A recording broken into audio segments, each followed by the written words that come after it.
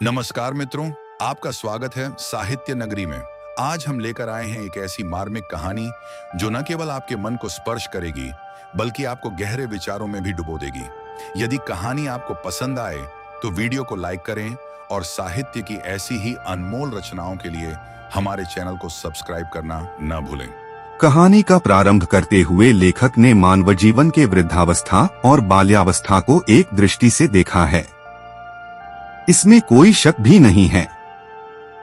बूढ़ी काकी में जीभ के स्वाद के अलावा अन्य कोई इच्छा नहीं थी।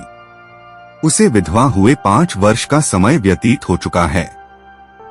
उसके जवान बेटे भी असमय मर चुके थे। इस संसार में ऐसा कोई नहीं था जिसे बूढ़ी काकी अपना कह सके। था तो केवल उसका दूर का भतीजा बुद्धिराम। भले मानुष पंडित बुद्धिराम ने बूढ़ी काकी के सामने लंबे चौड़े वायदे कर उसकी सब संपत्ति अपने नाम लिखवा ली। पैसे का लालची बुद्धिराम बहुत जल्दी ही बदलने लगा। बुद्धिराम की पत्नी रूपा भी व्यवहार से कठोर थी, लेकिन ईश्वर से अवश्य उसे डर लगता था। इसलिए वह बूढ़ी काकी से दुर्व्यवहार करते समय डरती थी। बुद्धिराम और उसकी पत्नी का व्यवहार बूढ़ी काकी के प्रति दिनों दिन कठोर होता चला गया, यहाँ तक कि जिस बुढ़िया की जायदाद से 100-150 रुपए प्रतिमाह की आमदनी थी, वह भोजन तक के लिए तरसने लगी। बूढ़ी काकी जीभ के स्वाद के आगे विवश होकर रोने चिल्लाने लगती थी। हाथ पैरों से लाचार बुढ़िया जमीन पर पड़ी रहती और अपने प्रति उपेक्षा भरे व्यवहार पर चीखती चिल्लाती। बुद्धिराम के दोनों बेटे भी उसे चिढ़ाने परेशान करने में खुश होते थे, यहाँ तक कि वे दोनों उस बुढ़िया के ऊपर अपने मुंह का पानी भी उड़ले देते थे। लेकिन बुद्धिराम की बेटी लाडली बूढ़ी काकी से बहुत प्यार करती थी। लाडली भाइयों से तंग होकर बूढ़ी काकी की कोठरी में आ जाती थी और चनाच बाना जो कुछ भी होता था मिल बांटकर बूढ़ी काकी के साथ खाती थी। कुछ समय बाद बुद्धिराम के बेटे मुखराम की सगाई थी, जिसमें भाग लेने के लिए काफी मेहमान आए हुए थे। सारे गांव में खुशी का माहौल था। चारपाइयों पर आराम कर रहे मेहमानों की नाई सेवा कर रहे थे, कहीं भाट प्रशंसा में यशगान कर रहे थे। रूपा को भी औरतों से फुर्सत नहीं थी, दौड़ दौड़ कर इधर से उधर भाग रही थी। हलवाई भट्टियों पर काम कर रहे थे, कहीं सब्जियां पक रही थीं, तो कहीं मिठाइयां बन रही थीं। खाना पकने की सुगंधी सारे घर में फैल चुकी थी। भीतर ही भीतर बूढ़ी काकी का मन भी लालचा रहा था, परंतु वह सोच रही थी कि जब उसे भरपेट भोजन ही नहीं मिलता तो मिठाई और कचौड़ी कौन खिलाएगा। रह रहकर उसकी जीभ लपलपा रही थी और दिन होता तो वह रो चीख कर सभी का ध्यान अपनी ओर खींच लेती, लेकिन अपशकुन के भय से वह चुपचाप बैठी थी। धीरे धीरे उसका मन बेकाबू होता चला गया और उपदू बनकर हलवाई के कहाड़े के पास जाकर बैठ गई। अचानक रूपा की नजर बूढ़ी काकी पर पड़ी तो आग बबूला हो उठी और बूढ़ी काकी को खूब भला बुरा कहा। अपमानित होकर भी बूढ़ी काकी कुछ नहीं बोली और रेंगती हुई चुपचाप अपनी कोठरी में चली गई। काफी समय बीत जाने के बाद भी बूढ़ी काकी की किसी ने सुध नहीं ली तो उसका मन बेचैन हो उठा। तरह तरह के विचार उसके मन में आने लगे। सभी लोग खा पी चुके होंगे, तेरी याद किसी को नहीं आएगी।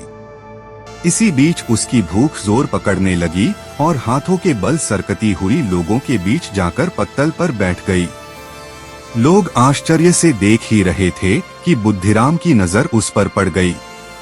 उस दयनीय बूढ़ी काकी को बुद्धिराम ने दोनों हाथों से उठाकर कोठरी में लाकर पटक दिया और खूब भला बुरा कहा। वह यह भूल गया कि आज उसे जो सम्मान मिल रहा है वह सब बूढ़ी काकी की संपत्ति के कारण ही है। रह रहकर बूढ़ी काकी स्वयं को कोसती रही। कभी सोचती कि वहां नहीं जाना चाहिए था, कभी सोचती कि वहां नहीं जाना चाहिए था। बिना खाए मैं मर तो नहीं जाती। इतना दुर्व्यवहार होने पर भी बूढ़ी काकी का मन दावत में रखा हुआ था। कभी कचौड़ियां याद आती तो कभी स्वादिष्ट रायता, लेकिन लाडली के अलावा बूढ़ी काकी के प्रति किसी के मन में कोई सहानुभूति नहीं थी। रात के 11 बज चुके थे। सभी मेहमान आराम कर रहे थे। हारीत की रूपा भी सो चुकी थी। लेकिन लाडली थी जो जाग रही थी। वह उस समय की प्रतीक्षा में थी जब अपने हिस्से का मिला हुआ खाना बूढ़ी काकी को जाकर खिलाए। रूपा को पता लगने पर पिटाई होने का डर था। माँ को सोता देखकर लाडली चुपके से अपने हिस्से की पूड़ियाँ लेकर काकी के पास पहुंची। बेसब्री से इंतजार कर रही बुढ़िया एक ही झटके में सब खा गई, परंतु इससे उसकी भूख और बढ़ चुकी थी। उसने लाडली से मेहमानों के भोजन करने के स्थान पर ले चलने को कहा, परंतु वहां पड़े टुकड़ों को चुन चुनकर खाने के बाद भी उसकी भूख नहीं मिटी। अंत में उसने लाडली से जूठी पत्तलों के पास ले चलने को कहा। इसी बीच रूपा की आंख खुल चुकी थी। लाडली को अपने पास न पाकर रूपा ने इधर उधर देखा तो वह पत्तलों के पास खड़ी थी। रूपा बूढ़ी काकी को पत्तलों की जूठन चाटते देखकर आत्मग्लानि एवं पश्चाताप से भर उठी। आज उसे अपने किए पर भारी पछतावा हो रहा था। उसकी सोई आत्मा जाग उठी थी। आज उसने बूढ़ी काकी को धमकाया नहीं, अपितु उठकर साथ चलने को कहा। उसने सोचा, जिस बुढ़िया की जायदाद से हमें इतनी आमदनी हो रही है, उसके लिए मैं भरपेट भोजन भी नहीं दे सकी। ईश्वर से अपने अपराध के लिए क्षमा मांगती हुई रूपा अपने कमरे में गई और पकवान तथा मिठाई का थाल लेकर बूढ़ी काकी के पास पहुंची। कहानीकार कहता है कि भोजन के उस थाल को देखकर काकी का मन आनंदित हो उठा। रूपा ने बड़े ही प्यार से भोजन करने के लिए कहा और विनती की कि वह ईश्वर से प्रार्थना कर दे कि वह हमारा अपराध क्षमा कर दे। बूढ़ी काकी को उस समय स्वर्गिक आनंद की अनुभूति हो रही थी। मुंशी प्रेमचंद की कहानी बूढ़ी काकी का मुख्य उद्देश्य वृद्धजनों के प्रति समाज और परिवार के संवेदनहीन व्यवहार को उजागर करना है। यह कहानी हमें जागरूक करती है कि बुढ़ापे में उपेक्षा कितनी पीड़ादायक होती है।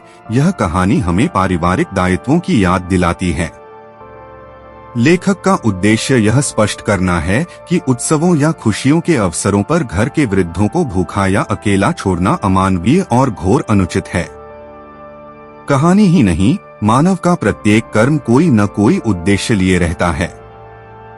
कहानी का उद्देश्य केवल पाठक या श्रोता के मन को आनंदित करना ही नहीं होता, अपितु जीवन से जुड़ी किसी न किसी समस्या की ओर ध्यान खींचना होता है। उसका एक निश्चित लक्ष्य होता है। मुंशी प्रेमचंद की कहानी बूढ़ी काकी एक उद्देश्यपूर्ण कहानी है। इसमें कहानीकार ने बुद्धिराम जैसे लालची और स्वार्थी लोगों के प्रति समाज में घृणा की भावना पैदा की है और बूढ़ी काकी जैसे वृद्धों के प्रति मानवता का व्यवहार जगाया है।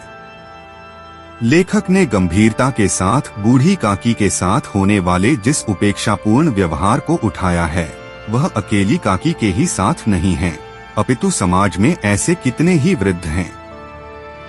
पंडित बुद्धिराम जैसे लालची लोग मीठी मीठी बातों में बहला फुसलाकर बूढ़ों से उनकी संपत्ति अपने नाम लिखवा लेते हैं। लेखक ने वृद्धों के स्वभाव में खान पान की प्रवृत्ति दिखाकर बूढ़ी काकी को दोषयुक्त सिद्ध किया है। बूढ़ी काकी कहानी में लेखक ने बुद्धिराम के लड़कों द्वारा न केवल उसे चिढ़ाया जाता है, अपितु उसके ऊपर मुंह के जूठे पानी के कुल्ले करना आम बात है। कभी काकी को नोचन कर भाग जाते हैं तो कभी बालों को खींचकर चले जाते हैं, लेकिन बुद्धिराम या उसकी पत्नी रूपा अपने लड़कों को डांटना तो दूर मना तो नहीं करते। इस कहानी के माध्यम से कहानीकार कहना चाहता है कि आखिर बड़े बूढ़ों की भी इच्छा होती है। आठ कहानी का उद्देश्य बिल्कुल स्पष्ट है कि वृद्धजनों के प्रति उपेक्षापूर्ण व्यवहार अनुचित है।